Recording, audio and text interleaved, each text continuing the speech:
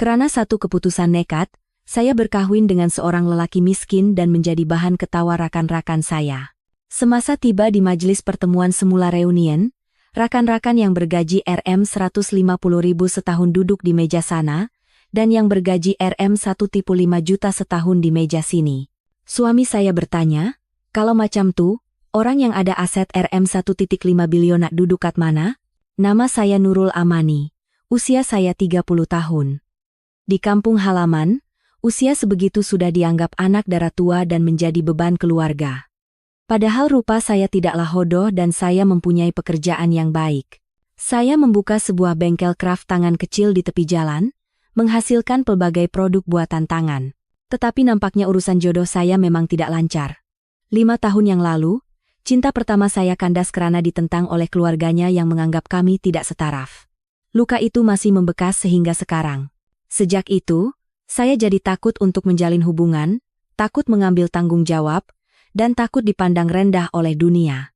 Namun, ketakutan terbesar saya bukanlah tidak dapat berkahwin, tetapi melihat raut wajah risau di mata ibu saya. Ayah saya sudah lama meninggal dunia dan ibu membesarkan saya seorang diri dengan susah payah. Kami tinggal di sebuah rumah flat kos rendah di Ceras, saling bergantung antara satu sama lain. Ibu adalah segala-galanya bagi saya. Namun, 6 bulan terakhir ini, kesehatan ibu tiba-tiba merosot. Beliau sering batuk kering sepanjang malam, tubuhnya semakin kurus dan wajahnya pucat lesi. Malam itu, saya pulang lebih lewat dari biasa karena perlu menyiapkan tempahan segera. Sebaik sahaja membuka pintu, bau jamu yang pekat terus menusuk hidung saya. Bau ini sudah berbulan-bulan tidak pernah hilang dari rumah kami. Ibu sedang duduk bersandar di kerusi, memandang kosong keluar jendela. "Mak, Amani dah balik. Mak dah makan? Kenapa tak buka lampu nih?" Saya bergegas meletakkan beg tangan saya. Ibu menoleh ke arah saya dan tersenyum lemah. Senyuman itu membuatkan hati saya luluh. "Amani, mari duduk sini sekejap." Saya duduk di sebelah ibu dan menggenggam tangannya yang kurus kering. Tangan ibu sedingin ais. "Anakku, kamu sekarang dah 30 tahun, ibu memulakan perbualan yang sudah sering saya dengar. Tengok si Fatimah anak jiran depan tuh. Sebaya dengan kamu, tapi anaknya dah 2. Mak tak nak kamu hidup kaya raya. Mak cuma nak kamu jumpa lelaki yang baik, supaya kelak ada tempat untuk kamu bersandar. Kalau nanti Mak dah tak ada." "Mak, janganlah cakap macam tuh," potong saya cepat. "Penyakit Mak nih mesti akan sembuh. Nanti Amani cari duit banyak-banyak, kita pergi hospital paling bagus. Dokter kan kata Mak cuma penat sangat J." Ibu menggelengkan kepala. Matanya tiba-tiba berkaca-kaca. Beliau berpaling, membuka laci kecil dan mengeluarkan sehelai kertas yang berlipat. "Pagi tadi Mak pergi ambil laporan pemeriksaan. Mak pergi periksa lagi senyap-senyap tanpa kamu tahu." Jantung saya terasa seperti mahu tercabut. Dengan tangan yang terketar-ketar, saya membuka kertas itu. Ia adalah laporan dari sebuah hospital pakar kanker. Saya tidak paham semua istilah perubatan yang rumit, tetapi 2 perkataan menikam mata saya, kanker paru-paru, dan ayat, stadium akhir, telah merebak. Dunia saya seakan-akan runtuh. Saya tidak dapat bernafas. Kertas itu jatuh dari tangan saya. Tak mungkin. Ini mesti salah. Hospital tuh silap. Mesti. Gumam saya seperti orang hilang akal. "Amani?" Ibu menggenggam tangan saya erat. "Nak buat macam mana lagi? Mungkin ini dah takdir Mak. Mak tak takut mati. Mak cuma takut, bila Mak pejam mata nanti, kamu seorang diri. Itu yang Mak takutkan. Nak, kalau kamu nak berbakti pada Mak, tolong kali ini saja dengar cakap Mak. Mak Cik Leha dah aturkan temu janji untuk kamu. Katanya pemuda tuh seorang pekerja yang baik dan rajin. Coba jumpa dia hujung minggu nih. Ya?" Air mata mengalir di pipi saya. Saya tidak dapat berpikir dengan jernih. Penyakit ibu terasa seperti hukuman mati yang tergantung di atas kepala saya. Apa yang sudah saya lakukan untuk ibu selama ini? Saya selalu degil, selalu memberi alasan sibuk dengan kerja, alasan takut, dan mengabaikan kebahagiaan saya sendiri. Itu sama saja dengan mengabaikan ketenangan hati ibu. "Masa Mak tak banyak lagi?" Suara ibu kedengaran lirih dan tersekat-sekat. "Tolong kabulkan permintaan Mak. Anggap saja ini hadiah terakhir dari kamu. Kalau Mak dapat tengok kamu pakai baju pengantin dan bernikah, Mak boleh pergi dengan tenang. Kata-kata ibu bagaikan ribuan jarum yang menusuk jantung saya. Beban bakti ini terasa begitu berat. Saya membenamkan wajah di pelukan ibu dan tersesak-esak. Saya tidak boleh menolak. Saya tidak boleh membiarkan ibu pergi dengan membawa penyesalan. Baik, Amani setuju, ucap saya di sela isak tangis. Asalkan Ma gembira dan boleh sihat semula, Amani akan jumpa dia. Ibu menghela nafas lega. Beliau mengusap kepala saya, anak baik. Anak Mak memang baik. Malam itu saya tidak dapat tidur. Menatap siling bilik, air mata saya terus mengalir tanpa henti. Perkawinan, cinta. Apa artinya semua itu sekarang? Yang saya inginkan hanyalah membuat ibu saya bahagia. Siapapun lelaki itu, bagaimanapun kehidupan saya nanti, saya siap menanggungnya. Asalkan ibu boleh tersenyum. Selama beberapa hari berikutnya, saya menjalani hari-hari seperti orang bingung. Sebaliknya, ibu kelihatan sedikit lebih bersemangat. Beliau sibuk pergi ke pasar, membelikan kain untuk menjahitkan baju kurung yang indah untuk saya, dan tidak henti-henti memberi saya nasihat. Nanti solek nipis-nipis saja, ya. Nama pemuda tu Adam. Dulu ibu bapaknya meninggal, dia membesar seorang diri. Kata Makcik, Leha kamu, budaknya sangat sopan, tak suka berjudi atau minum arak. Kawin dengan orang macam tu mungkin tak akan kaya, tapi hidup kau akan tenang. Saya hanya menjawab ya acuh tak acuh. Tenang atau tidak, saya tidak peduli, saya hanya sedang menjalankan kewajiban saya sebagai seorang anak. Dalam seminggu, Makcik saya mengatur 9 temu janji buta untuk saya. Ibu terus mendesak saya, mengatakan masanya tidak banyak. 9 temu janji itu adalah 9 bencana. Lelaki pertama adalah seorang lelaki botak yang kelihatan 20 tahun lebih tua dari saya dan sepanjang perbualan hanya menyombongkan berapa banyak geran tanah yang dimilikinya. Lelaki kedua adalah anak emak yang masih bergantung pada ibu bapaknya. Lelaki ketiga, selepas melihat bengkel saya, mengejek saya hanya membuat perhiasan tak berguna. Menjelang temu janji keempat, saya sudah benar-benar penat. Saya berasa seperti barang yang sedang dilelong murah.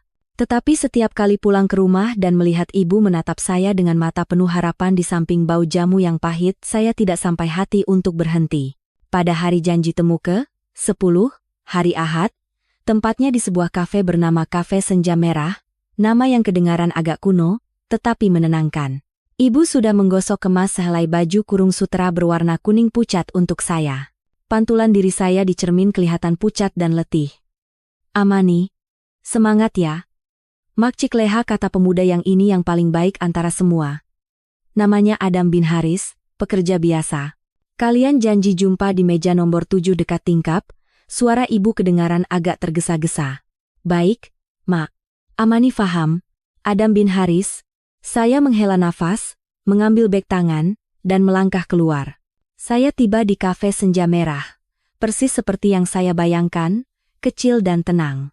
Saya mencari meja nomor 7. Di sana, seorang lelaki sedang duduk. Dia memakai kemeja putih bersih dan seluar slek hitam. Rambutnya dipotong pendek dan wajahnya yang tegas memancarkan aura yang tenang. Dia begitu asyik dengan bukunya sehingga tidak perasan keadaan sekeliling. Saya menarik nafas dalam-dalam. Baiklah, ini yang terakhir. Bisik hati saya.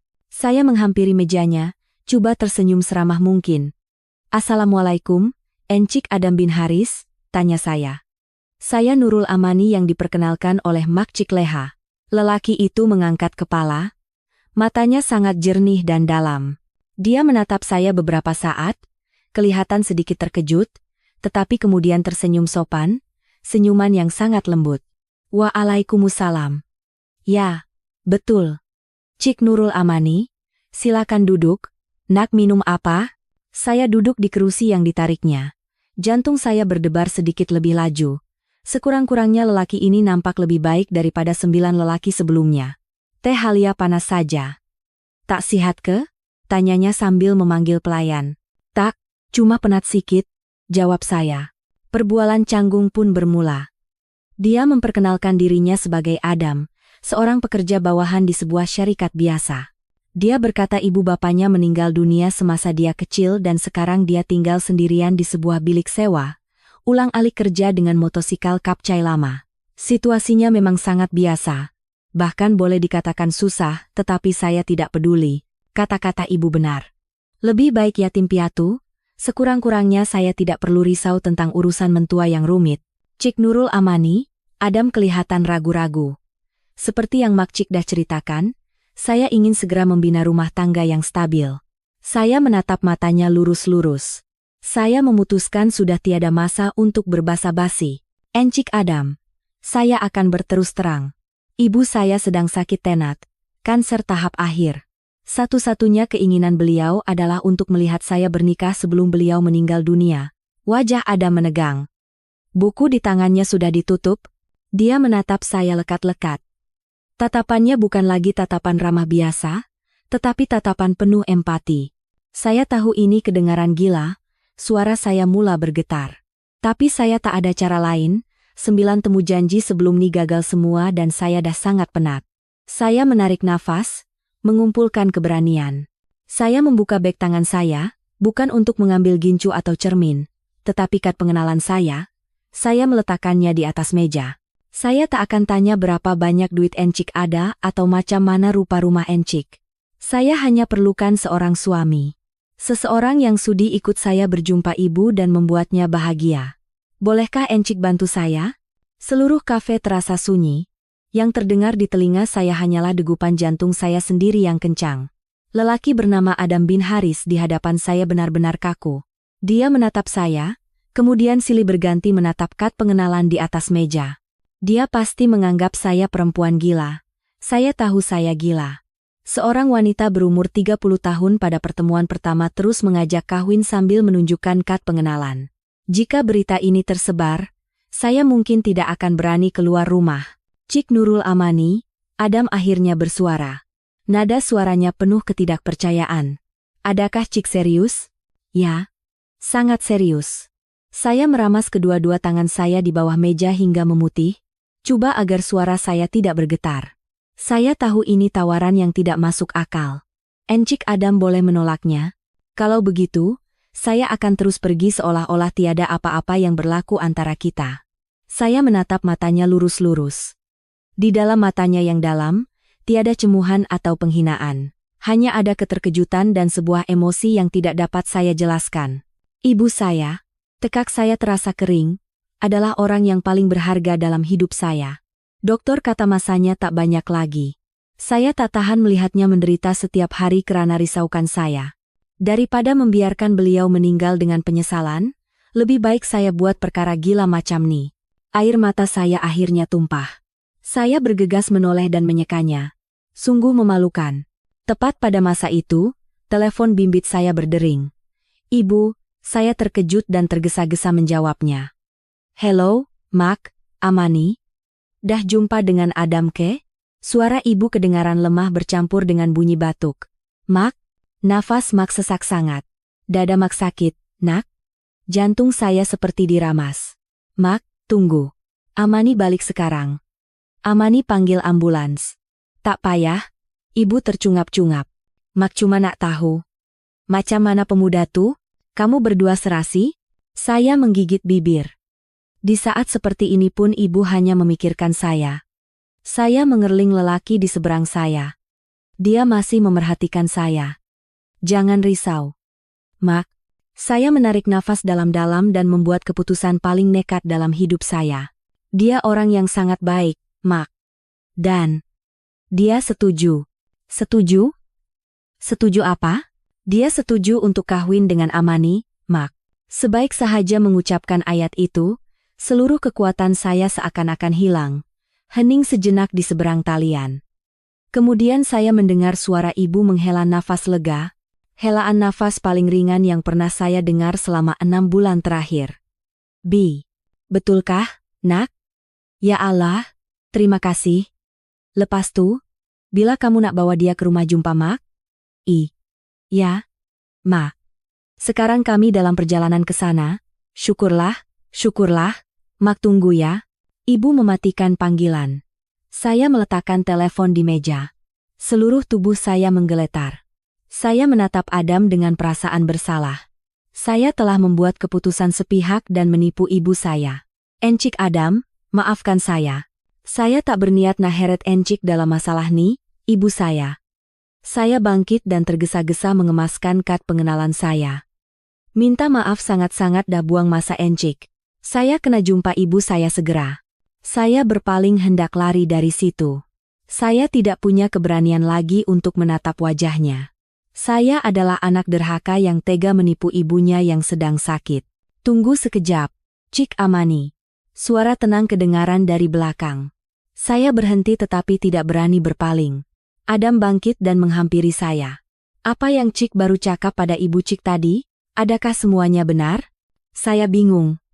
Maksud Encik? Bahwa ibu Cik betul-betul sakit tenat dan Cik betul-betul nak kahwin hanya untuk menenangkan hatinya? Tanyanya sambil menatap saya lekat-lekat. Saya mengangguk dan air mata saya kembali tumpah. Betul, tapi saya tak patut tipu ibu dan saya tak patut paksa Encik Adam.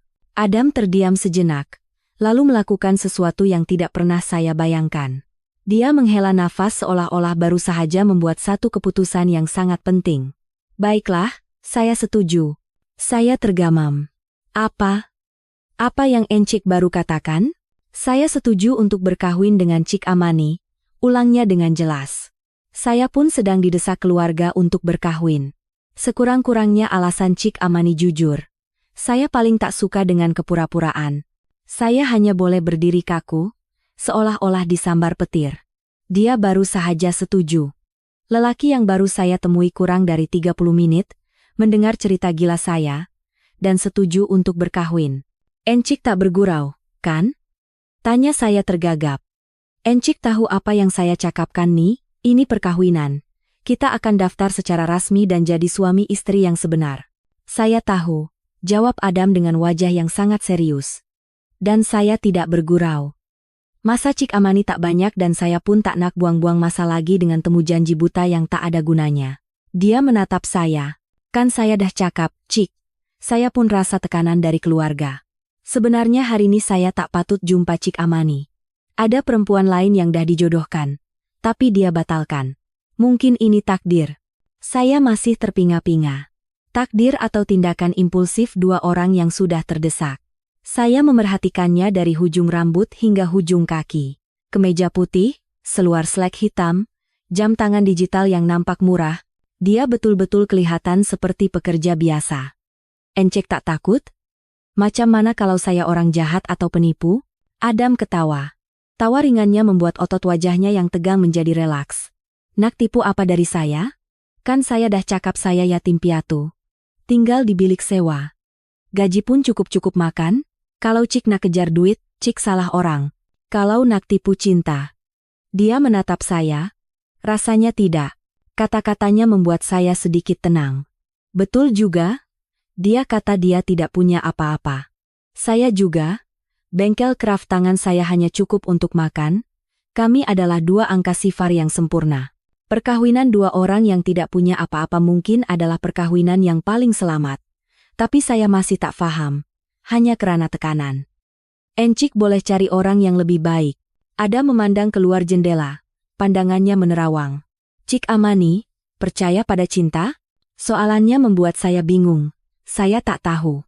Dulu saya percaya. Saya pun macam tuh, katanya. Dulu saya percaya.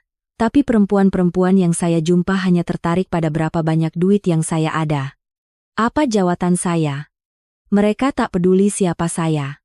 Mereka sanggup berlakon dan menipu untuk capai tujuan mereka. Dia kembali menatap saya. Matanya dalam. Tapi Cik Amani, Cik jujur. Cik kata perlukan suami sebab ibu Cik. Walaupun alasannya pelik, ia datang dari rasa bakti. Saya hargai itu.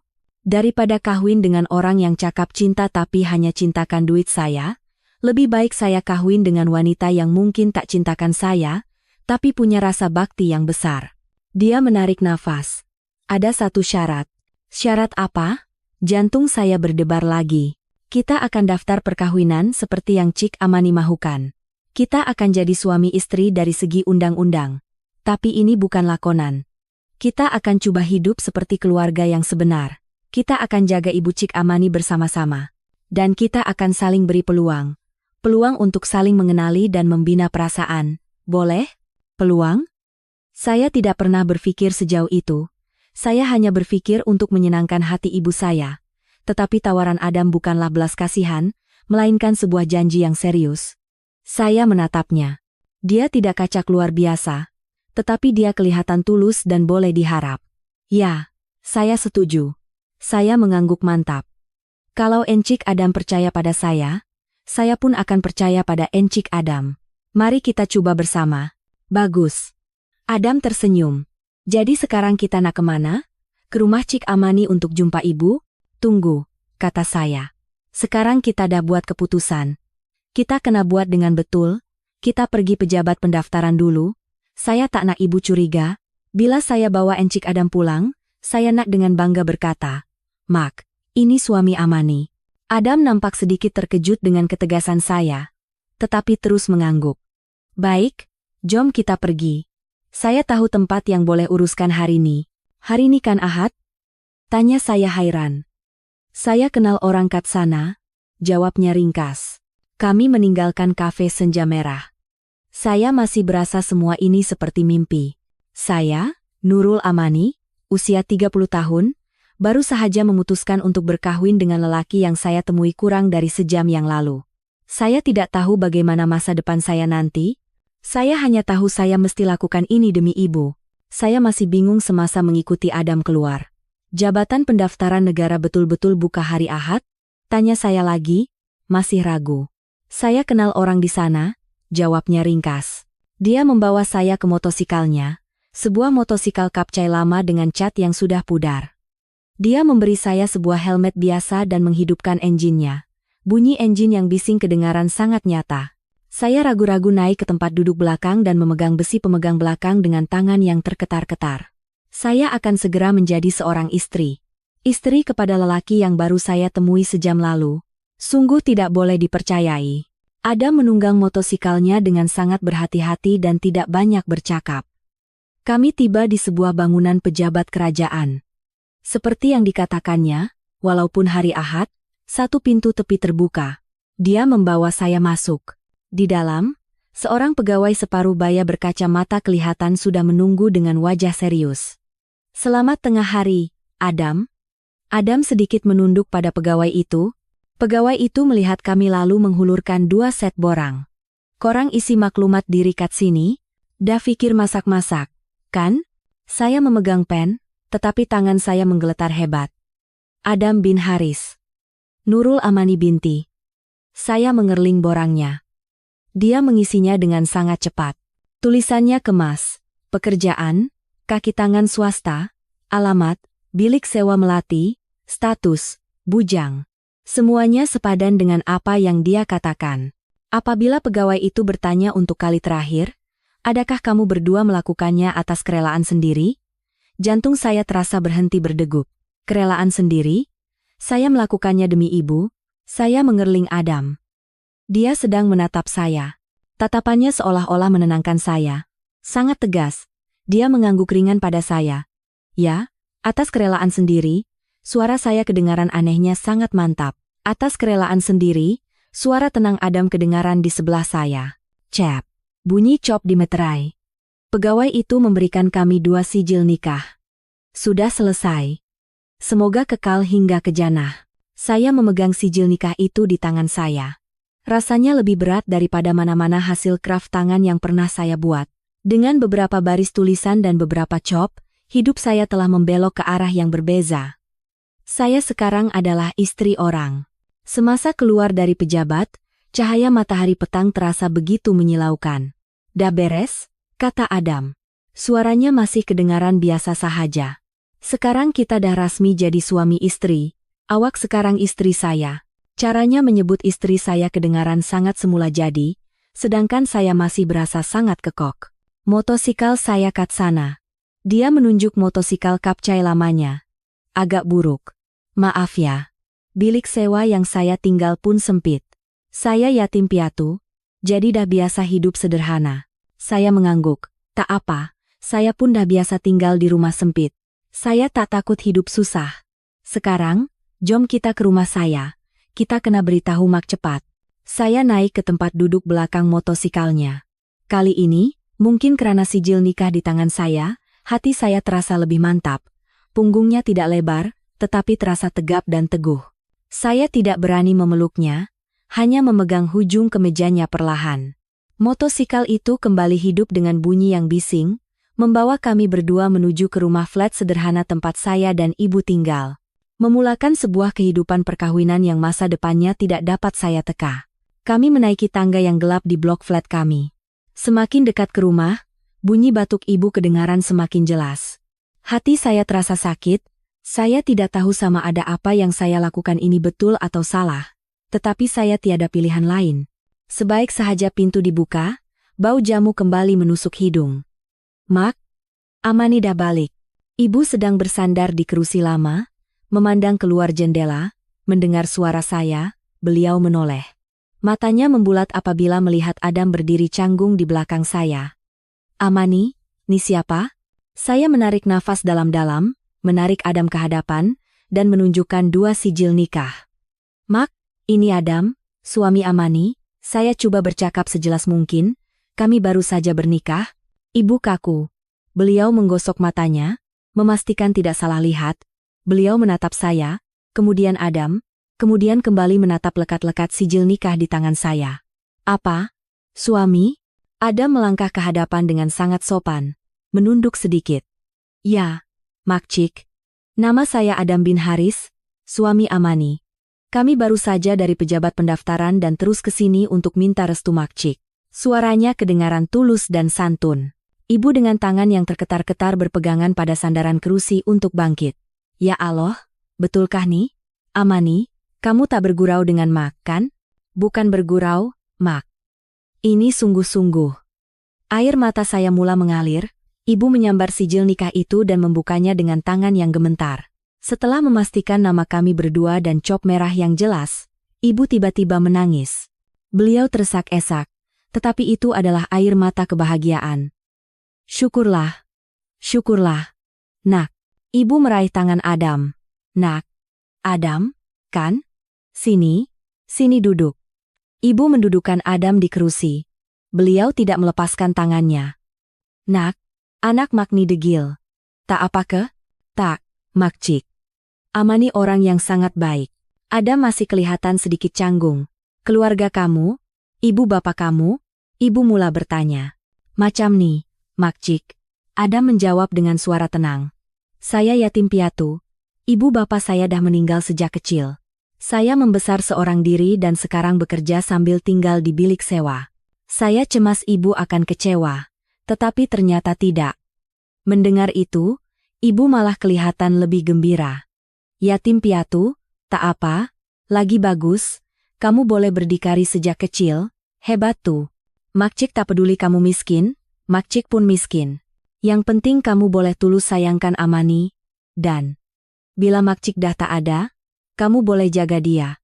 Sampai di situ, mata ibu memerah. Makcik jangan risau, kata Adam sambil menatap mata ibu lurus-lurus. Saya sekarang suami Amani, saya janji pada Makcik, saya akan jaga dan layan Amani dengan baik. Kami berdua akan berbakti pada Makcik. Kata-katanya membuatkan saya dan ibu terkejut. Kami berdua akan berbakti pada Makcik. Ibu mengangguk-angguk. Ya, ya. Makcik percaya pada kamu. Aduh. Akhirnya beban Makcik terangkat. Makcik dah tak ada penyesalan lagi. Satu keajaiban berlaku. Ibu yang dari pagi tadi sesak nafas dan tidak bertenaga, seolah-olah mendapat tenaga baru. Beliau bangkit berdiri. Aduh. Ada menantu datang. Kenapa tak ada makanan nih? Amani, cepat pergi pasar beli ayam dengan santan. Kita masak rendang ayam. Mak, jangan. Makan sakit. Nak kemana? Jerit saya terkejut. Sakit apa pulanya? Dah sembuh? Hati mak gembira macam nih? Penyakit apa yang berani tinggal? Ibu ketawa lepas. Beliau menoleh ke arah Adam. Menantuku, duduk sini saja ya. Mak sekejap je. Hari ini rumah kita ada kenduri. Melihat belakang ibu yang sibuk mencari baju dan mengambil bakul belanja, saya menoleh pada Adam, dia juga sedang menatap saya. Kami tidak berkata apa-apa, tetapi saya merasakan kehangatan yang aneh dari matanya.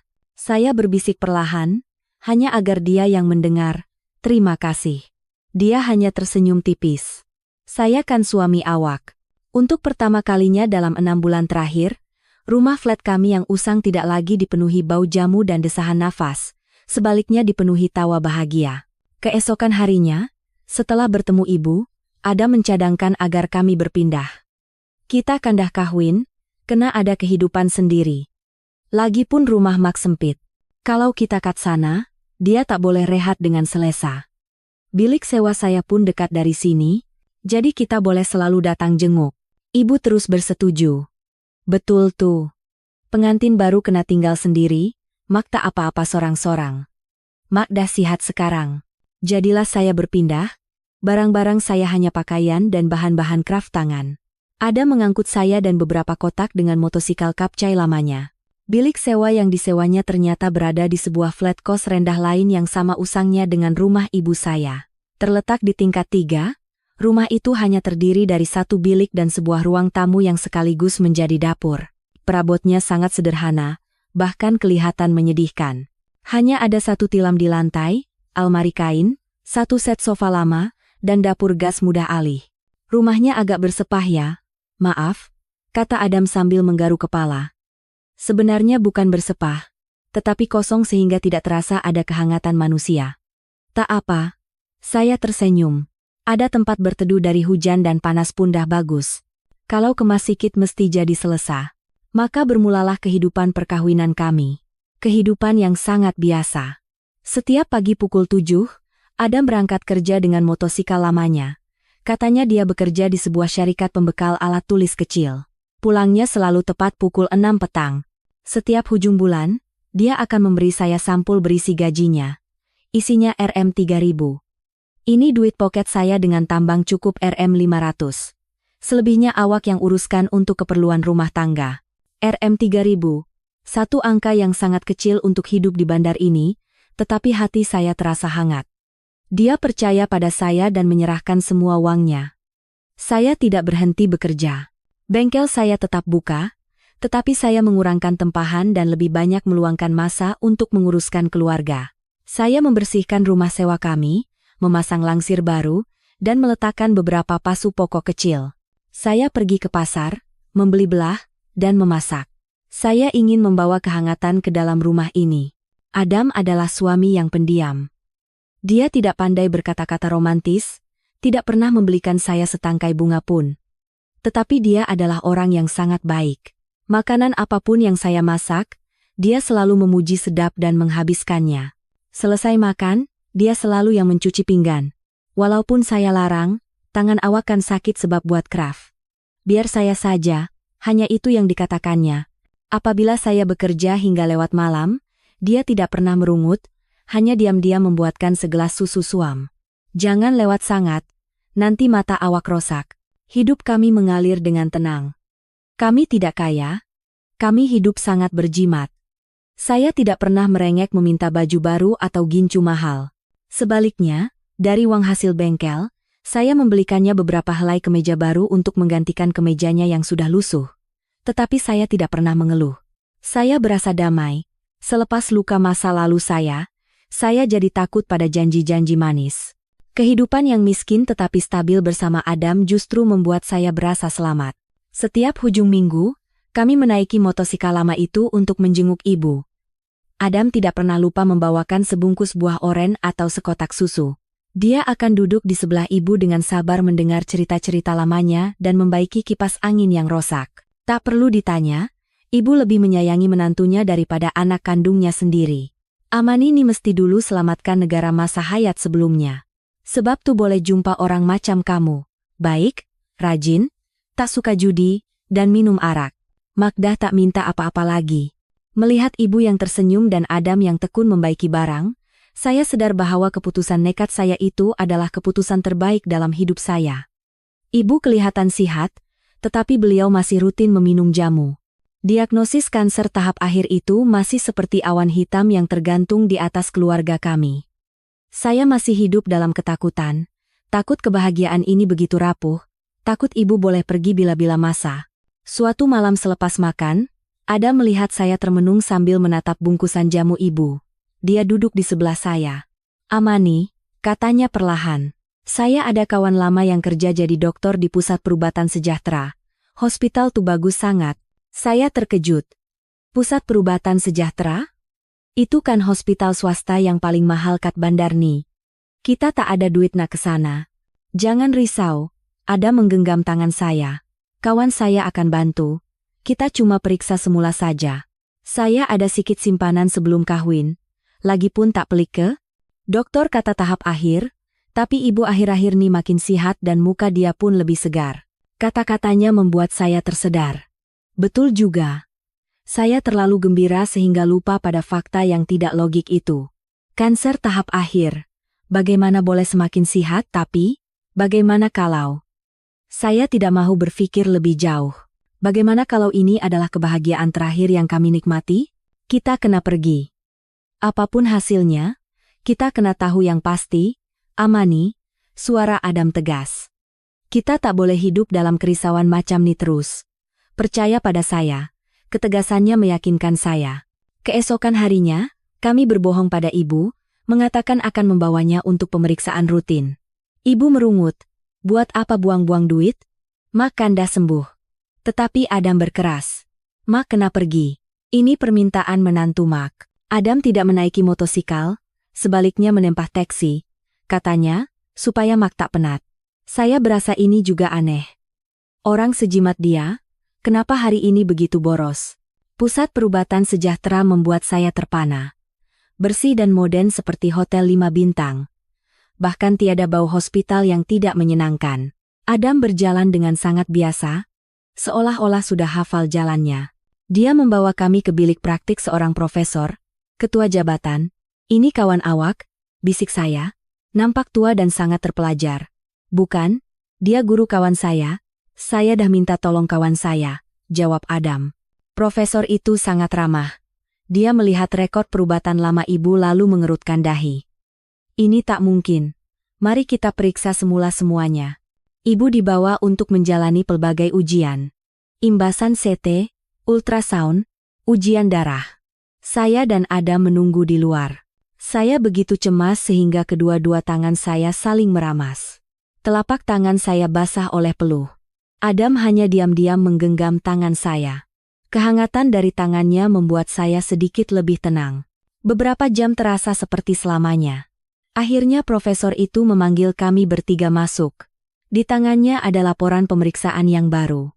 Dia menatap ibu, kemudian saya, dan tersenyum. Tahniah, Puan. Dan tahniah juga untuk keluarga. Jantung saya terasa berhenti berdegup. Mak? Maksud dokter? Tiada sel kanker sama sekali dalam badan ibu Puan, kata profesor itu dengan jelas. Ini salah diagnosis. Salah diagnosis? Ya, diagnosis yang dulu itu satu kesilapan besar. Laporan pemeriksaan di hospital sebelum ini silap. Ibu Puan hanya mengalami kelemahan badan yang teruk akibat tekanan berlebihan, yang gejalanya mirip dengan hipoglikemia. Laporan pemeriksaan itu mungkin milik pesakit lain. Kesilapan yang sangat fatal. Mendengar itu, mata ibu membulat, tubuhnya terhuyung. Ya Allah! Ibu pengsan di tempat. Mak? Jerit saya. Juru rawat bergegas datang. Profesor menenangkan kami. Tak apa-apa. Beliau hanya terkejut karena terlalu gembira. Selepas berehat akan pulih semula. Setelah ibu dipindahkan ke bilik pemulihan, saya tidak sanggup lagi berdiri. Saya membenamkan wajah di dada Adam dan menangis sejadi-jadinya. Saya tidak pernah menangis seperti ini. Semua ketakutan dan kesedihan yang saya pendam selama 6 bulan terakhir tumpah ruah. Sayang. Mak. Mak tak apa-apa. Mak tak sakit. Sayang. Adam memeluk saya erat. Saya dapat merasakan dadanya juga bergetar karena terharu. Dia mengusap kepala saya. Saya dah agak. Semua akan baik-baik saja. Semua baik-baik saja. Sudah, jangan menangis lagi. Hari itu adalah hari paling bahagia dalam hidup saya. Keputusan nekat saya di kafe itu bukan sahaja membawa kebahagiaan untuk ibu, tetapi juga menyelamatkan nyawanya. Dan lelaki sederhana ini, suami saya, adalah pembawa berkat dan penyelamat keluarga kami. Sejak hari kepulangan dari Pusat Perubatan Sejahtera, hidup saya memasuki babak baru. Ketakutan terbesar yang menghimpit jantung saya selama 6 bulan terakhir lenyap seperti buih sabun, Ibu benar-benar sihat, bukan kanker, tetapi penyakit khayalan yang dicipta oleh kerisauan berlebihan. Dan yang menyingkirkan awan hitam itu tidak lain adalah suami saya yang sederhana, Adam. Setelah tahu dirinya tidak sakit, ibu seolah-olah menjadi 10 tahun lebih muda. Beliau tidak lagi batuk, wajahnya tidak pucat. Setiap pagi beliau mula bersenam bersama ibu-ibu di kawasan flat, wajahnya berseri-seri dan suaranya kembali lantang. Ibu menganggap Adam seperti anak kandungnya sendiri. Setiap hujung minggu, beliau akan memanggil kami dan memasakkan pelbagai makanan berkhasiat untuk menantu kesayangannya. Perasaan saya pada Adam juga berubah. Bukan lagi sekadar rasa terima kasih karena telah membantu saya berbakti. Kini ada kekaguman dan rasa hormat yang tulus dari lubuk hati saya. Dia memang pendiam, tetapi dia menunjukkan segalanya melalui tindakan. Dia diam-diam menyiapkan segalanya, membayar kos hospital yang entah berapa jumlahnya. Apabila saya tanya, dia hanya melambaikan tangan dan berkata kawannya membantu sehingga tidak mahal. Dia membawa keajaiban bagi keluarga kami.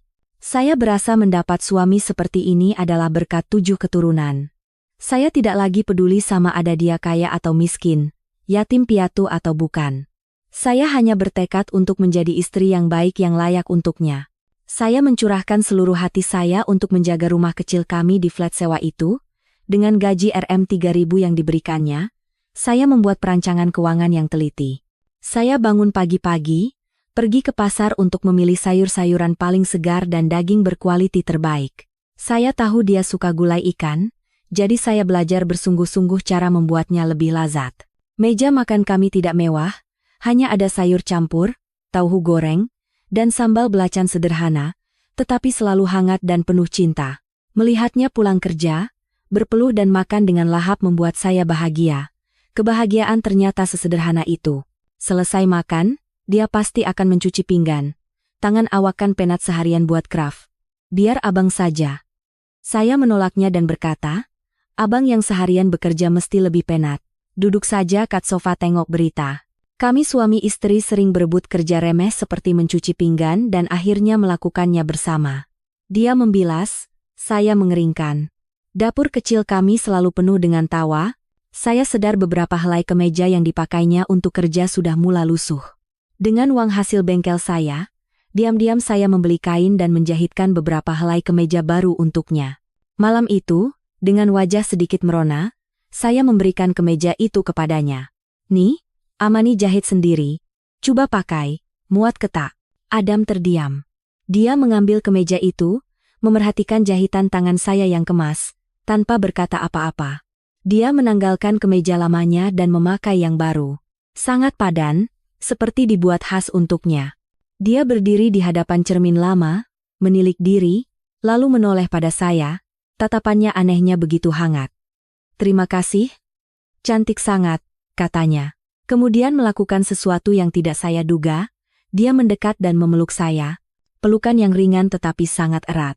Amani? Abang sangat gembira ada awak. Jantung saya berdebar kencang. Ini kali pertama dia memeluk saya terlebih dahulu. Saya membenamkan wajah di dadanya, menghirup bau peluhnya yang khas. Saya berasa saya telah benar-benar menjadi seorang istri.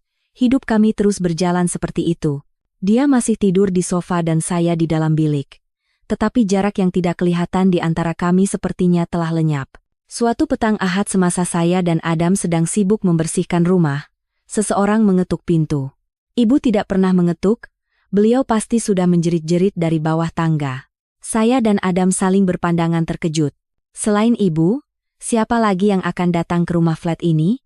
Adam membuka pintu, di luar berdiri seorang wanita berusia sekitar 50-an. Beliau memakai baju kurung sutera berwarna ungu. Potongannya sederhana, tetapi dari bahannya saja sudah kelihatan mahal. Rambutnya disanggul rapi dan di lehernya melingkar seutas rantai mutiara. Wajahnya ramah, tetapi pandangan matanya sangat tajam. Assalamualaikum. Saya Ni, Makcik Adam. Dari jauh. Saya baru datang dari kampung, dengar kabar dia baru kawin, jadi saya singgah sekejap. Suaranya lembut tetapi terasa berwibawa. Adam kaku selama beberapa saat. Wajahnya kelihatan bingung, tetapi dia cepat-cepat mengawal diri. Oh, Makcik. Maaf. Saya kurang ingat. Silakan masuk. Makcik. Saya bergegas menghampiri dan menunduk sopan. Selamat tengah hari, Makcik. Silakan masuk. Maaf, rumah bersepah. Wanita itu tersenyum pada saya. Senyuman yang sangat ramah. Tak apa-apa. Kamu nih menantunya ya? Namanya Amani, kan? Cantik dan cekap sekali. Beliau masuk dan mengedarkan pandangan ke seluruh rumah sewa kami yang sempit. Beliau melihat sofa lama, almari kain yang usang, lalu menatap meja makan sederhana yang baru saja kami sediakan. Di atasnya hanya ada kangkung goreng belacan, tempe goreng, dan sambal. Kalian tinggal di sini? Tanyanya. Ya, Makcik. Adam menggaruk kepala. Kelihatan persis seperti pekerja biasa. Kami baru kawin, jadi keadaan ekonomi masih susah sikit. Sementara di sini dulu, saya kan yatim piatu, tak ada siapa nak tolong. Begitu rupanya, beliau mengangguk lalu menoleh pada saya. Kalau ibu bapak Amani, saya tinggal ibu saja, Makcik. Beliau tinggal di lorong sebelah, jawab saya cepat sambil bergegas membuatkan teh. Silakan minum teh panas nih, Makcik. Semasa saya menghidangkan teh, beliau menyuruh saya duduk di sebelahnya. Beliau menggenggam tangan saya. Tangannya sangat hangat dan lembut, beliau menanyakan banyak perkara. Apa pekerjaan saya? Adakah bengkel itu meletihkan? Bagaimana saya bertemu Adam? Saya menjawab semuanya dengan jujur. Saya bercerita tentang pekerjaan saya dan mengatakan kami bertemu melalui jodoh keluarga.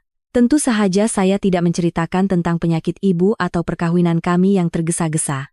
Saya hanya bilang selepas bertemu, kami berasa serasi dan memutuskan untuk berkahwin. Semakin mendengar, Makcik itu semakin mengangguk. Anak nih jujur sekali. Adam, kamu beruntung. Dapat istri cantik, rajin, dan tak takut hidup susah. Zaman sekarang susah nak cari yang macam nih. Adam hanya tersenyum. Ya, Makcik, Amani orang yang baik. Sekitar sejam kemudian, beliau berpamitan. Baiklah, Makcik kena pergi. Ada urusan di bandar nih. Hadiah kecil untuk menantu Makcik. Beliau membuka beg tangannya dan mengeluarkan sebuah kotak baldu merah. Di dalamnya ada seutas gelang jet berwarna hijau jernih yang cahayanya berkilauan. Walaupun saya tidak tahu menahu tentang barang mewah, saya tahu benda itu pasti sangat mahal. Mungkin lebih mahal daripada seluruh harta benda saya dan ibu saya. Makcik, ini, kata saya terkejut. Ini terlalu berharga. Saya tak boleh terima. Tak apa-apa, beliau tersenyum. Ini peninggalan nenek Adam. Dulu beliau berpesan pada saya untuk menyimpannya dan memberikannya pada menantunya kelak. Ini akan bawa tuah. Terimalah. Beliau coba memasangkan gelang itu ke tangan saya, tetapi saya tergesa-gesa menarik tangan dan menolak. Jangan, Makcik. Sungguh tak apa-apa. Kami nih anak saudara. Macam mana boleh terima hadiah sebesar nih? Lagipun dengan keadaan kami, tak sesuai pakai barang macam nih. Kalau hilang, saya tak boleh ganti. Saya menolak dengan tegas, kami masih tinggal di rumah sewa. Tidak patut rasanya menerima barang semewah itu. Walaupun saudara, tapi kan saudara jauh. Ibu selalu mengajar untuk tidak tamak. Adam turut menyampuk. Ya, Makcik, bawa pulang saja. Kami masih muda, boleh cari sendiri, pakai saja untuk simpanan Makcik. Kami dah gembira dengan niat baik Makcik. Melihat kami berdua menolak dengan tegas, Makcik itu menatap saya lama lalu tersenyum. Kali ini senyumnya kelihatan sangat puas. Baiklah, Makcik faham. Beliau memasukkan kembali gelang itu. Anak ni tak tamak. Bagus sekali. Beliau berpamitan dan pergi. Saya dan Adam menghantarnya hingga ke bawah tangga. Selepas kelibatnya hilang, barulah saya dapat bernafas lega. Makcik awak yang dari jauh tuh kaya betul, ya. Tapi saya baru dengar awak ada saudara macam tuh. Adam menatap saya dan tersenyum. Senyuman yang tidak dapat saya fahami. Ah, saya pun lupa. Mungkin saudara yang sangat jauh. Apapun, bagus awak tolak. Buat apa kita terima barang semahal tuh? Karena dia berkata begitu, saya pun percaya. Saya sama sekali tidak tahu bahwa wanita itu bukanlah Makcik dari jauh, melainkan ibu kandungnya, Puan Sri Dahlia, pemilik kumpulan sejahtera yang terkenal itu. Hidup kami kembali ke landasan normal, tetapi sesuatu mula tumbuh di hati saya. Saya tidak lagi menganggap Adam sebagai suami kontrak untuk menyenangkan hati ibu saya. Saya mula benar-benar mengambil berat tentangnya. Saya tahu dia mempunyai tabiat membaca buku hingga lewat malam. Katanya pekerja biasa, tetapi buku yang dibacanya semua tentang ekonomi dan pengurusan. Bahkan ada buku tebal berbahasa Inggris. Apabila saya tanya, dia bilang ingin menambah wawasan agar boleh mencari pekerjaan yang lebih baik nanti, untuk awak, jawabnya. Jawaban itu membuat saya terharu sekaligus kagum. Setiap kali tangan saya tercucuk jarum semasa membuat kraft, dia selalu panik dan berlari mengambil plaster, lalu meniup-niup jari saya yang sakit seolah-olah dia yang merasakannya. Perasaan ini tidak datang seperti ribut. Ia datang diam-diam seperti renyai hujan dan tahu-tahu sudah membasahi seluruh hati saya. Peristiwa kemuncaknya berlaku pada suatu petang Sabtu. Saya membuka gerai kecil di sebuah bazar kraft hujung minggu. Cuaca yang tadinya cerah tiba-tiba mendung, kemudian hujan turun dengan lebatnya. Hujan datang begitu tiba-tiba. Kemah sementara yang saya pasang tidak kuat dan ditiup angin. Saya menjerit, berusaha melindungi poskat sutera dan sulaman-sulaman saya dengan tubuh saya. Itu adalah hasil kerja keras saya selama sebulan. Kalau basah, semuanya akan sia-sia. Orang-orang di sekitar juga sibuk menyelamatkan barang mereka masing-masing. Saya panik tidak berdaya. Air mata saya bercampur dengan air hujan. Amani. Di antara bunyi hujan dan jeritan, saya mendengar suaranya. Apabila saya mengangkat kepala, Adam sudah ada di sana. Dia datang seperti ribut, tanpa baju hujan. Seluruh tubuhnya basah kuyup. Tanpa berkata apa-apa, dia terus menarik sekeping kanvas besar dan menutupi barang-barang saya. "Kenapa abang kat sini?" tanya saya terkejut. Tempat ini berpuluh-puluh kilometer jauhnya dari pejabat yang disebutkannya. Tadi lalu, kebetulan nak balik kerja, nak tengok awak sekejap, jeritnya menembusi bunyi hujan, duduk diam kat situ. "Biar abang saja." Dia seorang diri bergelut dengan kanvas di tengah angin kencang. Hujan lebat membuatnya basah seperti tikus mondok. Kemeja putihnya melekat di tubuh, menampakkan dadanya yang bidang. Dia tidak peduli, hanya fokus menutupi barang-barang saya. Selepas semuanya tertutup seadanya, barulah dia menoleh pada saya. Dia melihat saya juga basah kuyup dan menggigil kesejukan. Dia terus menanggalkan jaket nipisnya yang basah dan menyarungkannya di bahu saya. "Bodoh, kenapa tak cari tempat berteduh? Basah kuyup macam ni," marahnya. Tetapi suaranya penuh kerisauan. Dia menarik saya ke bawah sebuah kaki lima kedai. Dia menyeka air di wajahnya lalu menyeka wajah saya. "Sejuk, ya? Jom cepat balik." Dia tidak bertanya sedikit pun tentang barang-barang saya. Dia hanya risaukan saya. Dalam perjalanan pulang, saya duduk di belakang motosikal lamanya. Hujan sudah reda. Saya memakai jaket basahnya, tetapi masih ada kehangatan tubuhnya yang tersisa. Saya tidak lagi memegang besi pemegang. Saya merentangkan tangan saya dan memeluk pinggangnya erat-erat. Punggungnya sempat menegang seketika, lalu kembali relaks. Malam itu saya memaksanya minum 2 gelas teh halia panas. "Awas kalau sampai demam, saya marah nanti," omel saya manja sambil mengeringkan rambutnya dengan tuala. Dia hanya duduk dia menatap saya. "Saya tak apa-apa. Barang-barang awak banyak yang rosak?" "Tak apa-apa," saya ketawa. "Berkat awak betul-betul penyelamat saya." Malam itu saya berbaring di dalam bilik. Dia masih di sofa, tetapi saya tidak dapat tidur. Saya terus memikirkan kelibatnya yang mereda hujan. Caranya risaukan saya. Jantung saya berdebar. Saya sadar saya telah jatuh cinta pada lelaki ini. Lelaki sederhana tetapi baik hati, tulus dan hangat. Saya mencintai suami saya. Ibuku sihat. Suamiku menyayangiku. Berita tentang suamiku yang menyelamatkan barang daganganku di tengah hujan tersebar di komuniti pengrajin dan bengkelku malah mendapat lebih banyak pesanan. Hidupku tampak sempurna. Aku mulai berpikir mungkin kami bisa menjadi keluarga sungguhan, mungkin punya anak, tapi ketenangan itu tidak berlangsung lama. Suatu malam ketika saya sedang memeriksa mesej WhatsApp, satu notifikasi dari grup Sembang muncul. Reunion Akbar Angkatan SPM, 12 tahun berlalu. Jantung saya berdebar. Saya membuka grup itu, ternyata sudah dibuat beberapa hari yang lalu, tetapi saya tidak perasan. Pentadbir grup sekaligus orang yang paling bersemangat mengadakan reunian tidak lain adalah Khairul Nizam, bekas teman lelaki saya. Hairul, cinta pertama saya yang penuh kenangan. Kami bercinta sejak tingkatan 5 hingga ke university. 5 tahun cinta yang saya rasa tidak akan dapat dipisahkan oleh apapun. Tetapi selepas tamat pengajian, Hairul masuk ke sebuah syarikat keuangan besar, sementara saya masih bergelut dengan kraft tangan saya. Ibu bapaknya berjumpa dengan saya. Mereka berkata terus terang, keluarga kami tak boleh terima menantu miskin dengan kerja tak menentu macam kamu. Tolong lepaskan Hairul. Dan Khairul. Dia akhirnya memilih kejayaan dan menuruti kehendak ibu bapaknya. Dia mengakhiri hubungan kami dengan berkata, Amani, cinta saja tak cukup untuk hidup, kita kena realistik. 5 tahun berlalu, sakitnya sudah reda, tetapi parutnya masih ada. Saya membaca message-message di dalam grup. Kebanyakannya menunjuk-nunjuk, Joko, woi, aku baru tukar Mercedes baru. Nanti aku bawa masa reunion, baru nampak bergaya. Siska, tempat biar aku yang uruskan. Restoran Tasik Emas tuh abang aku punya. Aku sewa 1 bilik VIP. Kawan lain. Dengar cerita Hairul sekarang dah jadi timbalan pengarah, kan?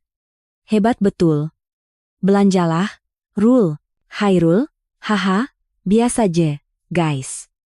Aku masih single nih, mana tahu Katsana jumpa cinta lama yang belum selesai. Muka saya terasa panas. Sifat sombongnya tidak pernah berubah. Kemudian seorang kawan menyebut nama saya. Nurul Amani, kau apa kabar? Masih sibuk main seni kraft tangan kau tuh ke? Dah kawin belum? Saya kaku. Apa yang harus saya jawab? Cakap sudah berkahwin? Kalau mereka tanya siapa suami saya? Macam mana? Pekerja biasa dengan gaji Rp 3.000, naik motosikal kapcai lama, tinggal di rumah flat sempit. Saya sedar, walaupun saya sangat bahagia bersama Adam, di mata dunia, di mata kawan-kawan lama saya ini, saya tetaplah seorang yang gagal. Wanita 30 tahun yang berkahwin dengan lelaki miskin. Duri bernama rendah diri yang menusuk saya selama 5 tahun terakhir tiba-tiba terasa sangat sakit. Kenapa muka awak muram? Adam yang baru selesai mandi melihat saya termenung. Saya terkejut dan tergesa-gesa mematikan telepon. Tak ada apa-apa, cuma tengok message tak penting. Tetapi Adam sudah melihatnya. Dia melihat raut bingung di wajah saya. Ada apa? Jangan sembunyikan. Coba cerita. Saya ragu-ragu, saya tidak mahu dia tahu masa lalu saya tidak mahu dia melihat saya berasa rendah diri tentang dia dan kehidupan kami, tetapi pandangan matanya yang tegas membuat saya tidak boleh berbohong. Saya menghela nafas dan memberikan telepon saya kepadanya. Ada jemputan reunion sekolah menengah. Bekas teman lelaki saya pun ada kat sana. Adam mengambil telepon saya dan tidak hanya membacanya sekilas. Dia membacanya dengan teliti, sampai ke message menunjuk-nunjuk Joko dan Siska, juga emoji kenyit mata Hairul yang penuh makna. Saya menahan nafas, memerhatikannya. Saya takut dia marah, saya takut maruahnya tercalar. Tetapi tidak. Wajahnya tetap tenang. Dia mengembalikan telepon saya. Awak nak pergi? Tanyanya ringan. Saya menunduk. Tak tahu. Saya tak ada baju cantik dan saya tak suka kalau mereka tanya tentang awak, gumam saya. Saya tidak yakin pada diri sendiri dan saya benci diri saya yang seperti itu. Amani, dia duduk di sebelah saya dan menggenggam tangan saya. Angkat kepala awak, tengok saya. Perlahan-lahan saya mengangkat kepala. Pandangannya sangat serius. Awak bahagia? Soalannya membuat saya terkejut. Ya, tentu saja. Saya sangat bahagia dengan awak dan Mak. Kalau macam tuh, tak ada apa yang perlu awak malukan, katanya tegas. Masa lalu biarlah berlalu. Sekarang awak bahagia. Awak tak perlu elak sesiapa dan tak perlu buktikan apa-apa pada mereka. Kalau nak pergi, pergilah. Pergi dengan kepala tegak. Saya tersentuh. Tapi, macam mana dengan awak? Apa saya kena tipu mereka? Atau cakap yang sebenarnya? Mereka akan ketawakan awak. Adam tersenyum. Senyuman khasnya yang menenangkan. Yang mereka ketawakankan saya, bukan awak. Dan saya tak hidup untuk pujian atau hinaan mereka. Pergi saja. Hadapi mereka. Tak perlu berbohong, tapi tak perlu juga menyombong. Jadilah diri awak sendiri. Saya berpikir lama. Dia benar. Saya bahagia, kenapa saya harus takut? Kalau saya mengelak, Itu bermakna saya masih ada perasaan pada Khairul dan peduli pada kata-katanya? Tidak. Saya tidak akan membiarkan dia meremehkan saya dan kebahagiaan saya. Baiklah. Saya mengangguk. Saya akan pergi. Tapi awak kena ikut. Kalau ada awak di sisi saya akan lebih yakin. Adam kelihatan ragu-ragu sejenak. Rasanya hari itu saya kena kerja lebih masa, macam nilah. Awak pergi dulu, nanti lepas habis kerja saya datang jemput, saya janji. Saya sedikit kecewa tetapi faham. Kerjanya berat. Saya tidak boleh menuntut lebih. Baiklah kalau macam tu, saya akan pergi seorang diri. Reunian diadakan pada malam Sabtu. Sepanjang petang saya bingung memilih baju. Almari saya isinya hanya baju-baju kurung kapas biasa. Tiada gaun yang gilang gemilang, tiada beg tangan berjenama. Saya sempat berasa sedih. Tetapi kemudian saya teringat kata-kata Adam. Saya tidak perlu menjadi seperti mereka. Saya memutuskan untuk memakai baju kurung sutera berwarna hijau jet kegemaran saya, yang saya sulam sendiri dengan motif bunga teratai di ujungnya. Saya bersolek nipis. Sekurang-kurangnya saya kemas dan menjadi diri sendiri. Saya berbohong pada Adam, mengatakan akan menaiki taksi, padahal saya menaiki bus. Saya tidak mahu membazirkan wang. Restoran Tasik Emas terletak di tengah bandar, berkilauan megah. Dunia yang sama sekali berbeza dengan rumah flat usang saya. Saya menarik nafas dalam-dalam, menegakkan belakang badan, dan melangkah masuk. Amani, Nurul Amani, sini. Siska, si primadona sekolah dahulu, melambai pada saya dari dalam sebuah bilik VIP yang besar. Apabila saya masuk, bilik yang tadinya riuh tiba-tiba senyap. Lebih daripada 20 pasang mata menatap saya. Mereka meneliti saya dari ujung rambut hingga ujung kaki, seolah-olah saya ini makhluk aneh. Siska memakai gaun merah ketat dengan rantai berlian yang berkilauan. Joko duduk menyilangkan kaki dengan sengaja meletakkan kunci keretanya di atas meja. Semuanya kelihatan berkilauan dan bau minyak wangi menusuk hidung. Wah, Amani, kau masih sederhana macam dulu ya, kata Siska. Suaranya yang dingin masih sama seperti dahulu. Duduk, duduk. Saya tersenyum dan memilih tempat duduk paling sudut. Pesta penuh pameran pun bermula. Mereka tidak bercakap tentang anak atau keluarga. Mereka bercakap tentang saham, hartanah, rancangan percutian ke Eropa, dan siapa yang baru membeli sebuah penthouse. Saya hanya duduk diam, coba tersenyum. Saya berasa seperti ikan yang keluar dari air. Woi, Amani. Joko tiba-tiba menoleh pada saya. Kau macam mana sekarang? Masih main seni craft tangan kau tuh? Laku ke? Cukup makan tak? Cukup. Jok. Jawab saya. Cukup untuk makan. Siska mencebik. Alahai. Kat KL ni mana boleh hidup macam tu? Dah kawin belum? Atau masih jual mahal sorang-sorang? Semua mata kembali tertumpu pada saya. Saya tahu ini masanya saya dihakimi. Sudah kawin? Kata saya perlahan. Apa? Dah kawin? Semua orang berbisik. Siska mencondongkan badannya. Suami kau kerja apa? Pengarah syarikat mana? Kenapa tak ajak? Korang datang naik kereta apa? Parking kat bawah? Rentetan soalan itu membuat saya sesak nafas. Saya tidak tahu mahu menjawab apa. Tepat pada saat saya paling bingung, pintu bilik VIP terbuka. Seorang lelaki masuk, memakai sut biru gelap dari jenama terkenal. Kemeja putihnya tidak bertali leher. 2 butang teratas dibuka, memberikan kesan elegan sekaligus sedikit santai. Di pergelangan tangannya melingkar jam tangan Rolex emas dan rambutnya disisir rapi ke belakang. Itu Khairul. Bilik menjadi riuh, terutamanya para wanita.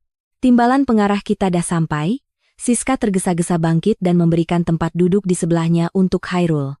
Rul, makin kacak kau. Dengar cerita baru dapat proyek ratusan juta, ya? Khairul tersenyum, senyuman sombong yang sangat saya kenali. Biasa je. Hello semua. Maaf lambat, baru habis mesyuarat. Dia menyapa sekeliling, kemudian pandangannya berhenti di sudut tempat saya duduk. Pandangannya meneliti baju kurung saya hingga ke wajah saya yang bersolek nipis. Amani, sapanya. Lama tak jumpa. Kau tak berubah, ya? Ya. Saya tahu itu bukan pujian. Maksudnya, kau masih kolot dan miskin seperti dahulu. Hello, Saya coba tersenyum. Kau yang banyak berubah. Dah berjaya. Tahniah ya. Hairul tersenyum sinis. Dia bangkit dan berjalan ke arah saya, tidak peduli pada pandangan cemburu Siska. Dia duduk di kerusi kosong di sebelah saya. Dengar cerita kau dah kawin? Tanyanya dengan suara perlahan yang dibuat-buat ramah. Ya, jawab saya sambil sedikit mengesotkan badan. Bau minyak wanginya yang mahal menusuk hidung, membuat saya sedikit mual. Kenapa terburu-buru? Hairul ketawa. Aku ingatkan kau masih marakat aku, masih tunggu aku. Darah saya terasa naik ke kepala. Yakinnya kau. Yang lepas biarlah lepas. Aku dah hidup dengan sangat baik sekarang. Hidup baik? Hairul mengulangi kata-kata saya, suaranya penuh cemuhan. Aku dengar kau kawin dengan pekerja yang tinggal kat rumah flat sempit. Amani, tiba-tiba suaranya melembut. Dulu aku memang salah. Aku tak ada keberanian nak lindungi kau, tapi aku yang sekarang berbeza. Tengok, apa saja yang kau nak, aku boleh bagi. Dia menatap saya lekat-lekat. Kau kena kerja keras buat kraft tangan tuh, tinggal kat rumah sempit. Kau tak penat ke? Kau rasa berbaloi ke? Kata-katanya seperti pisau yang menusuk jantung saya. Betul, saya tinggal di rumah flat sempit. Betul, saya bekerja keras. Tetapi saya tidak penat dan saya tidak rasa ia tidak berbaloi. Tak penat? Jawab saya tegas. Sekurang-kurangnya suami aku orang yang baik. Dia hargai aku dan kerja aku. Orang baik? Hairul ketawa terbahak-bahak. Amani, zaman sekarang jadi orang baik saja tak boleh buat makan. Baik, tapi tak boleh bagi kehidupan yang layak untuk istri, itu namanya tak guna. Tiba-tiba dia menghulurkan tangan hendak menyentuh bahu saya. Kalau kau menyesal, cakap saja kat aku. Saya bangkit berdiri dan menepis tangannya. Maaf, aku ketandas dulu. Saya lari keluar dari bilik. Jantung saya berdebar kencang. Saya meluat padanya, meluat dengan sikapnya yang seolah-olah merendahkan. Tetapi saya juga meluat pada diri saya sendiri yang sempat goyah dan berasa tidak yakin dengan kehidupan saya. Saya berdiri di tandas, membasuh muka dengan air sejuk. Saya menatap diri saya di cermin. Amani, kau bahagia. Kau ada suami yang hebat. Jangan lemah.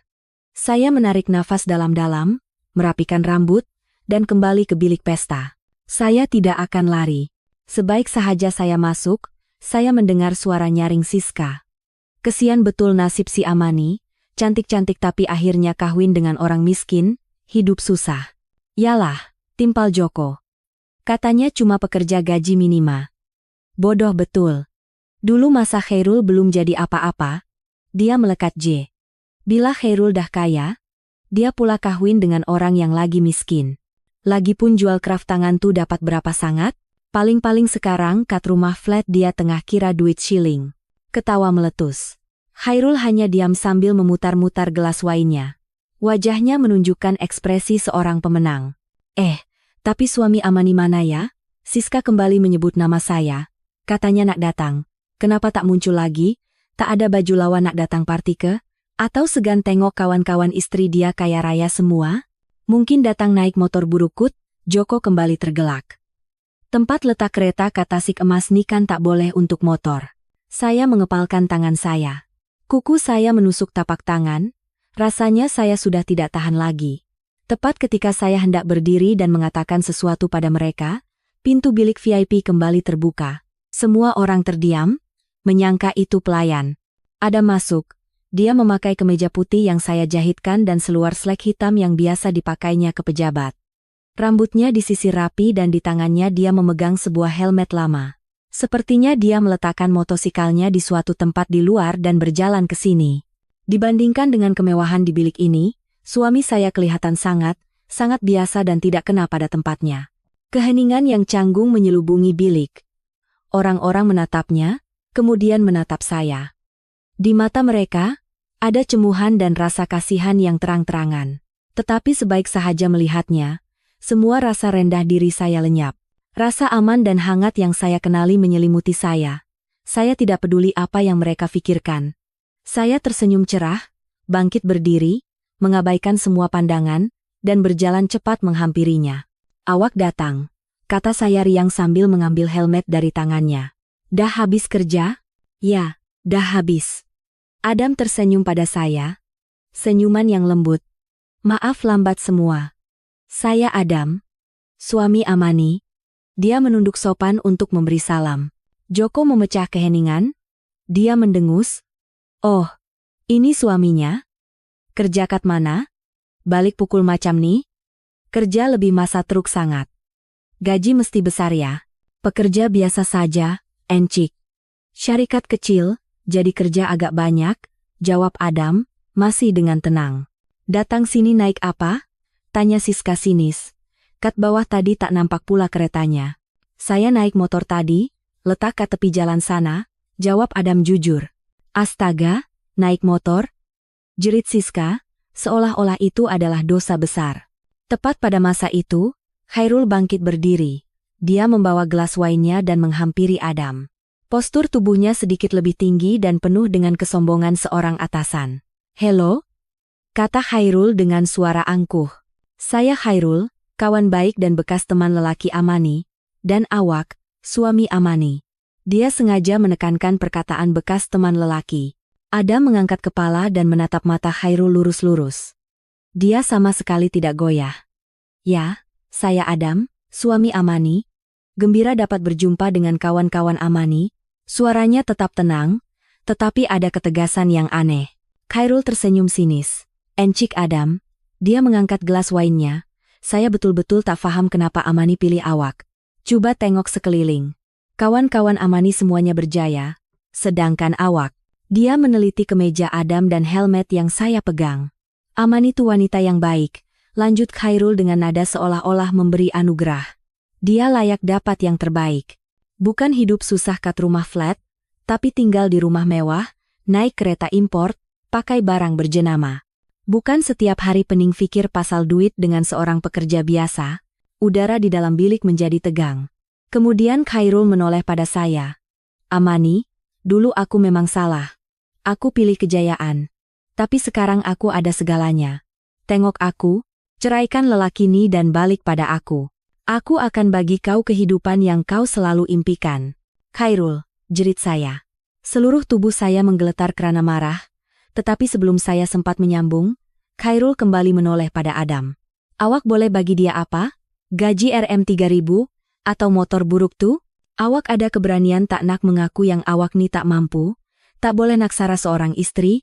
Cukup, jerit saya. Jeritan keras saya membuat semua orang terkejut. Saya maju, berdiri di hadapan Adam, menghadap Khairul. Tutup mulut kau. Dengan hak apa kau hina suami aku? Saya menggeletar bukan karena takut, tetapi karena sangat marah. Kau ada duit, ada kereta, ada jawatan timbalan pengarah. Memangnya semua itu buat kau jadi orang yang lebih baik? Saya menoleh pada kawan-kawan saya yang terdiam. Korang pun, tunjuk-tunjuk Mercedes, tunjuk-tunjuk restoran. Untuk apa? Nak buktikan korang lebih hebat? Korang betul-betul bahagia ke? Atau setiap malam korang bergaduh sebab masalah duit dan curang? Bilik menjadi sunyi senyap. Saya kembali menatap Khairul. Mata saya menyala-nyala. Betul. Suami aku bukan orang kaya. Dia naik motor buruk, tinggal kat rumah flat, dan gajinya cuma Rm 3.000. Jadi kenapa? Suara saya meninggi. Dia serahkan seluruh gajinya pada aku tanpa sembunyikan 1 sen pun. Kau boleh? Masa aku kat bazar dan hujan lebat turun, dia basah kuyup macam tikus mondok mereda hujan untuk selamatkan barang craft aku. Masa tuh kau kat mana? Masa ma aku sakit? Dia dengan sabar duduk di sebelahnya, baiki kipas angin yang rosak, dengar semua keluh kesahnya. Kau boleh? Dan masa aku paling putus asa? Masa aku ingatkan mak aku kena kanser tahap akhir?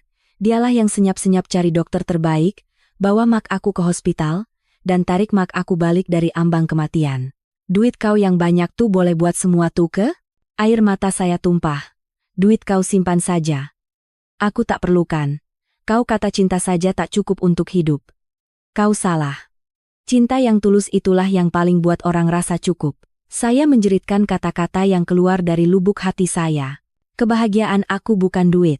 Saya berpaling dan menggenggam erat tangan Adam yang masih hangat. Kebahagiaan aku adalah lelaki ini. Lelaki ini. Saya menarik tangannya. Jom kita pergi. Tempat ini terlalu kotor. Saya berpaling, meninggalkan Khairul yang kaku dengan gelas wine di tangannya, meninggalkan 20 orang yang terkejut, dan menarik Adam keluar. Kami keluar dari restoran Tasik Emas. Udara malam yang sejuk menerpa wajah saya, meredakan kemarahan saya dan membuat saya sedar. Saya masih menggenggam erat tangan Adam, menariknya. Saya berjalan cepat, seolah-olah lari dari tempat yang penuh kepalsuan itu. Baru setelah kami tiba di seberang jalan, di tempat dia meletakkan motosikal lamanya, saya berhenti.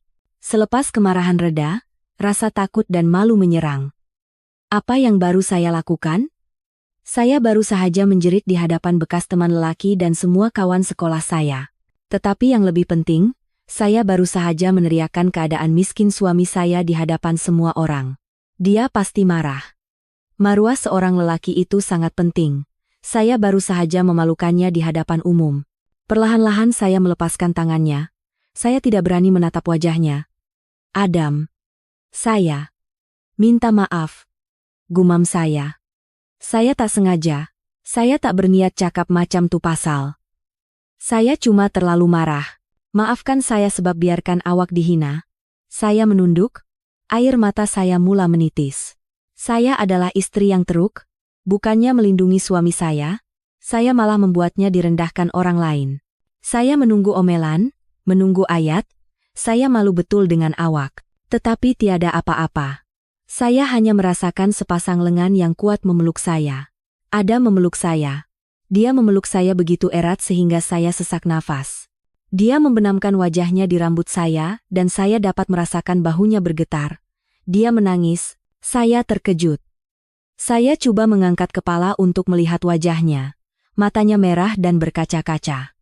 Suami saya, lelaki yang selalu tenang dan tabah itu, sedang menangis. Kenapa nih? Awak marah kat saya? Tanya saya terkejut. Adam menggeleng. Dia menarik nafas dalam-dalam, coba menahan emosinya. Dia menyeka air mata di pipi saya dengan ibu jarinya. Amani, awak nih bodoh ya? Suaranya serak. Kenapa minta maaf? Dia menatap saya. Matanya yang dalam dipenuhi emosi yang belum pernah saya lihat sebelumnya. Ia adalah keharuan dan penghormatan yang luar biasa. Lebih daripada sekadar cinta, saya dah cari seumur hidup saya.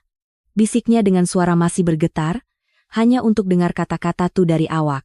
Kata-kata apa? Tanya saya bingung. Seorang wanita, katanya tanpa melepaskan pandangannya dari saya, yang akan cakap depan seluruh dunia bahwa dia cintakan saya. Seorang wanita yang akan cakap dia cintakan saya walaupun masa saya tak ada apa-apa, masa saya cuma seorang pekerja biasa yang naik motor buruk.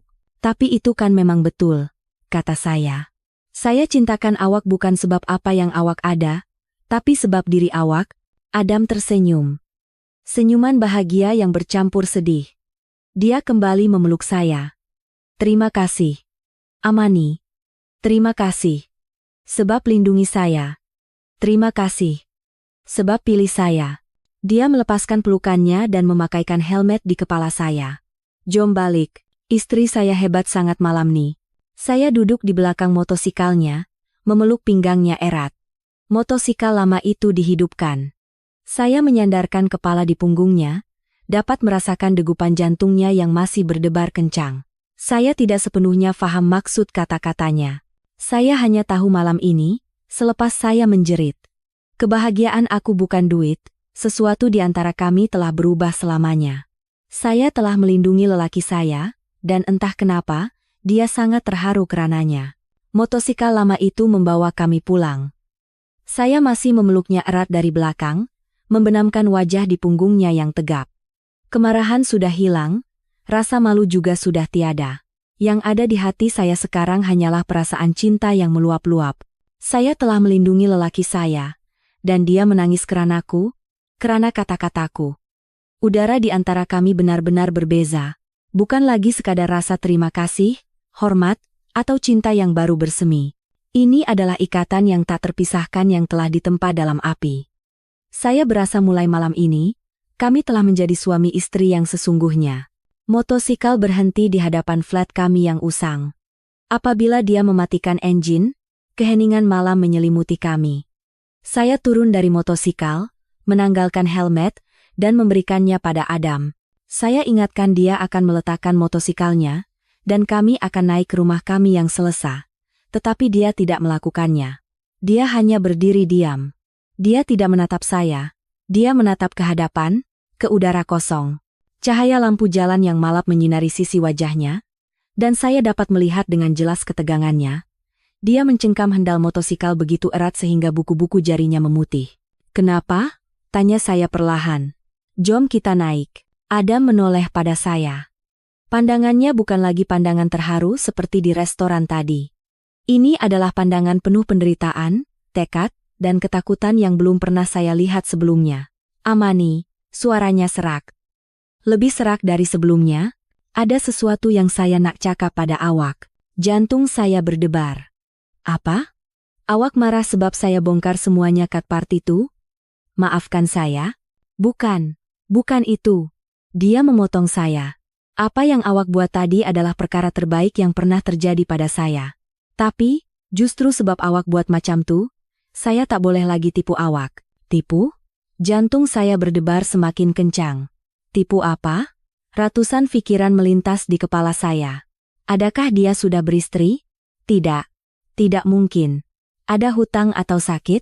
Ada menarik nafas dalam-dalam, seperti orang yang akan melakukan perkara yang sangat besar. "Amani, maafkan saya," katanya. "Saya dah tipu awak. Sejak hari pertama kita jumpa." Tekak saya kering. "Tolong jelaskan." Dia memejamkan mata sejenak, kemudian membukanya dan menatap saya lurus-lurus. "Saya bukan anak yatim piatu." Saya kaku. "Bukan yatim piatu? Jadi awak ada keluarga?" "Ya, saya ada ibu." Saya bingung. "Ada ibu? Lepas tu kenapa? Kenapa awak tipu saya dan mak saya? Kenapa? Awak takut kami akan susahkan ibu awak ke?" "Bukan." Dia tergesa-gesa menggeleng, "Bukan macam yang awak fikirkan. Ibu saya sangat nak jumpa awak." "Ibu awak nak jumpa saya?" Saya semakin tidak faham. "Kalau macam tu, wanita yang datang tempo hari." "Betul." Adam mengangguk dengan wajah penuh rasa bersalah.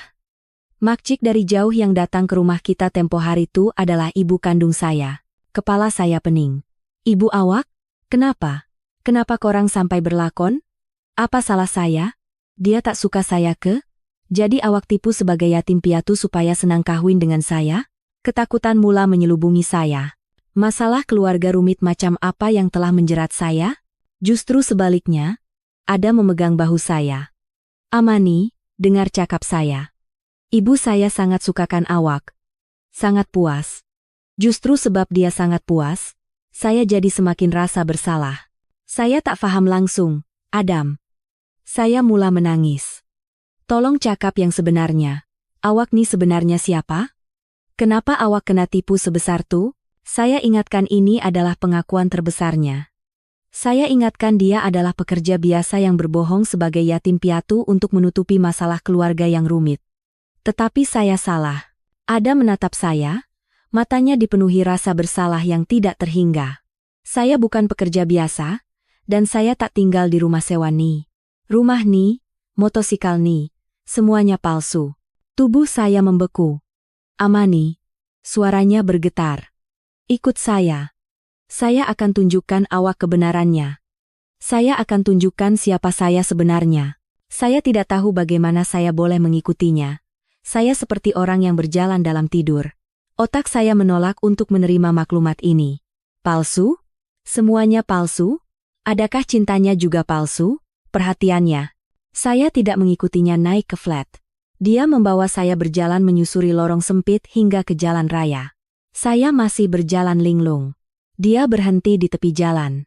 Dia mengeluarkan teleponnya dan menelepon seseorang. "Saya dah sampai sini." Hanya itu yang dikatakannya. 1 menit kemudian, sebuah sedan hitam mewah yang berkilat meluncur tanpa suara dan berhenti tepat di hadapan kami. Saya tidak tahu itu kereta apa. Saya hanya tahu seumur hidup saya bahkan tidak pernah bermimpi untuk memilikinya. Seorang lelaki berpakaian seragam pemandu turun, membuka pintu belakang, dan menunduk 90 darjah. "Selamat malam, Tuan Pengarah."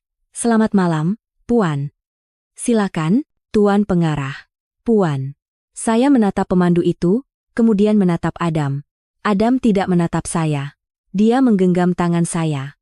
Tangan saya sedingin ais. Masuk, Amani. Dia menarik saya masuk ke dalam kereta. Bahagian dalamnya dilapisi kulit lembut, begitu mewah sehingga saya tidak berani bernafas. Kereta melaju dengan lancar tanpa suara, sangat berbeza dengan motosikal bising yang biasa saya naiki. Awak sebenarnya siapa? Tanya saya tergagap. Suara saya terasa asing. Adam tidak menjawab, hanya menggenggam tangan saya erat. Kereta melaju agak lama, melepasi pusat bandar dan memasuki sebuah kawasan elit yang hanya pernah saya lihat di televisi. Pokok-pokok rimbun, sangat sunyi, dan setiap rumahnya seperti istana. Kereta berhenti di hadapan sebuah pagar besi artistik yang sangat besar. Pagar itu terbuka secara otomatis dan kereta masuk, menyusuri jalan berkerikil. Di kedua-dua sisinya ada taman yang indah dan sebuah rumah agam berwarna putih yang berkilauan muncul di hadapan saya. Jauh lebih besar daripada restoran Tasik Emas tadi. Jantung saya terasa berhenti berdegup. Pemandu itu kembali membukakan pintu. Ada membawa saya turun. Saya berjalan di atas lantai marmer dengan kaki yang menggeletar. Pintu kayu gergasi rumah itu terbuka. Wanita yang menyambut kami tidak lain adalah si Makcik dari jauh. Tetapi hari ini beliau tidak memakai baju kurung sutra sederhana, melainkan gaun baldu mewah dengan sanggul tinggi, memancarkan aura bangsawan yang tidak dapat dinafikan. Di belakangnya, para pembantu rumah berseragam berbaris dua baris dan menunduk. Makcik. Gumam saya. Wanita itu tersenyum ramah, menghampiri, dan menggenggam tangan saya yang satu lagi. Halo, Amani. Maaf pertemuan kita tempo hari begitu tergesa-gesa, jadi belum sempat berkenalan dengan baik. Perkenalkan, saya Puan Sri Dahlia, ibu kandung Adam. Beliau menoleh pada Adam, pandangannya campuran antara kasih sayang dan teguran. Adam, kamu dah buat menantu saya terkejut sangat. Kemudian beliau kembali menatap saya. Jom masuk, nak. Menantu saya. Menantu saya. Saya terhuyung. Saya menoleh pada lelaki yang saya panggil suami. Adam? Antu? Ini semua apa? Jelaskan pada saya. Ini Katmana dan awak siapa? Adam menatap saya, matanya penuh rasa bersalah. Dia menarik nafas dalam-dalam. Amani, maafkan saya. Nama saya memang Adam bin Haris, tapi saya bukan pekerja biasa. Dia berhenti sejenak, lalu mengucapkan kebenaran terakhirnya. Saya Adam bin Haris, pengarah urusan kumpulan sejahtera. Pusat perubatan sejahtera tempat ibu awak dirawat. Itu adalah sebahagian daripada syarikat kumpulan kami. Kumpulan sejahtera, nama yang dikenali semua orang di negara ini, konglomerat gergasi dalam bidang hartanah, keuangan, dan kesehatan. Suami saya yang bergaji Rm3.000 adalah seorang konglomerat. Kepala saya terasa mahu meletup. Semuanya berputar. Kebenaran ini terlalu mengejutkan, terlalu kejam. Saya teringat diri saya di majelis reunian. Suami aku gajinya cuma Rm3.000, naik motor buruk. Ya Tuhan, bodohnya saya. Saya telah menjadi badut di hadapan semua orang. Dia ada di sana, mendengar semua yang saya katakan. Dia dan seluruh keluarganya pasti sedang mengetawakan saya, menganggap saya bodoh. Rasa dikhianati, malu, dan marah menelan habis rasa cinta saya. Kau tipu aku, jerit saya sambil menepis tangannya. Air mata saya tumpah, tetapi ini adalah air mata kemarahan. Korang permainkan aku. Ini semua lakonan orang kaya nak uji hati perempuan miskin, kan? Korang mesti seronok sangat tengok lakonan aku. Saya lari keluar dari rumah mewah itu. Saya tidak tahan berada di sana sedetik pun lagi. Amani, berhenti. Dengar penjelasan saya. Ada menjerit, mengejar saya. Dia lebih cepat dari saya. Dia menangkap tangan saya di tengah taman. Saya meronta-ronta, memukul-mukul dadanya. Lepaskan aku, penipu. Aku benci kau. Pulangkan kehidupan sederhana aku, pulangkan suami aku yang gaji Rm3.000 tuh.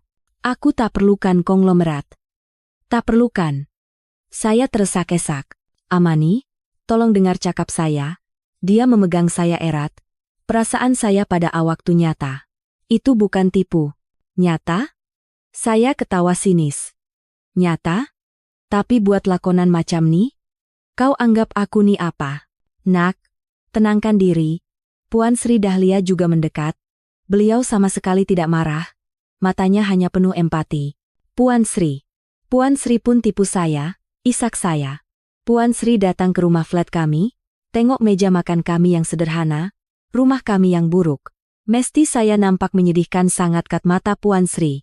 Dan Puan Sri uji saya dengan gelang jet tuh, kan? Puan Sri puas bila saya tak terima.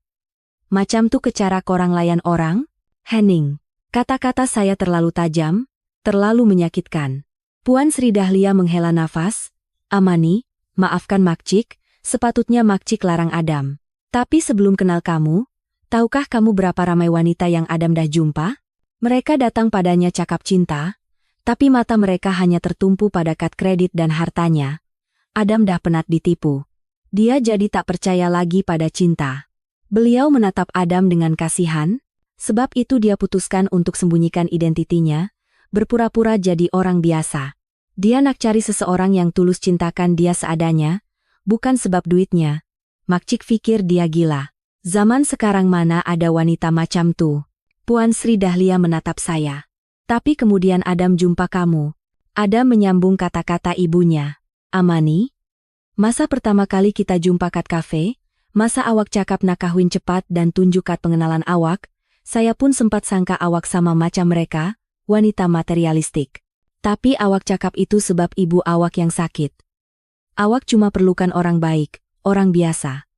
Awak tak tanya berapa gaji saya atau kat mana rumah saya. Dia menyeka air mata di pipi saya. Saya putuskan untuk bertaruh. Saya cipta senario termiskin, saya nak tengok berapa lama awak akan bertahan. Tapi awak. Suaranya serak, awak bukan bertahan. Awak menghayatinya. Awak kerja keras buat craft. Dan dengan duit hasil penat lelah awak jahitkan kemeja untuk saya. Awak tak pernah mengeluh. Awak risaukan saya, dan awak bahagia hanya dengan semangkuk sayur campur. Saya tak tahu bila saya mula cintakan awak, Amani. Saya jatuh cinta pada kebaikan awak, bakti awak, dan hati awak yang tak terikat pada harta. Gelang jet tuh, kata Puan Sri Dahlia, itu Makcik yang lancang uji kamu, Makcik salah. Tapi bila kamu tolak dengan tegas, Makcik tahu Adam dah jumpa orang yang tepat. Kamu anak yang sangat baik, Amani. Jadi kenapa tak jujur dari awal? Isak saya. Saya berniat nak beritahu awak, jawab Adam. Selepas ibu awak sihat, saya akan beritahu. Tapi malam nih, di majelis reunian tuh, dia menatap saya. Amani, masa awak jerit depan si Khairul tuh bahwa kebahagiaan bukan duit? Tahukah awak betapa terharunya saya? Awak lindungi saya. Awak lindungi suami awak yang tak mampu dan bergaji Rp3.000. Awak pilih saya, bukan duitnya. Awak buktikan pada saya yang cinta sejati itu wujud. Saya tak nak tipu awak lebih lama lagi. Dia memeluk saya. Maafkan saya sebab mulakan dengan penipuan. Tapi cinta saya pada awak, rasa hormat saya pada awak, itu nyata. Lebih nyata dari apapun di dunia ini. Maafkan saya, Amani. Saya hanya diam dalam pelukannya. Kemarahan saya reda. Saya merenung diri saya sendiri. Saya juga menipunya. Saya berkahwin dengannya bukan karena cinta, tetapi karena bakti. Saya juga memulakan perkawinan ini dengan satu tujuan. Saya teringat kelibatnya yang mereda hujan demi craft tangan saya. Saya teringat kelibatnya yang dengan sabar membaiki kipas angin ibu. Saya teringat kerisauannya apabila tangan saya terluka. Saya teringat air matanya malam ini. Perasaan-perasaan itu tidak mungkin palsu. Identitinya mungkin palsu, tetapi cintanya nyata. Saya mengangkat kepala dan menatap matanya yang dalam. Perasaan awak pada saya, betul-betul nyata? Sangat nyata, katanya tegas. Saya ketawa di tengah isak tangis saya. Kenapa tak cakap dari dulu?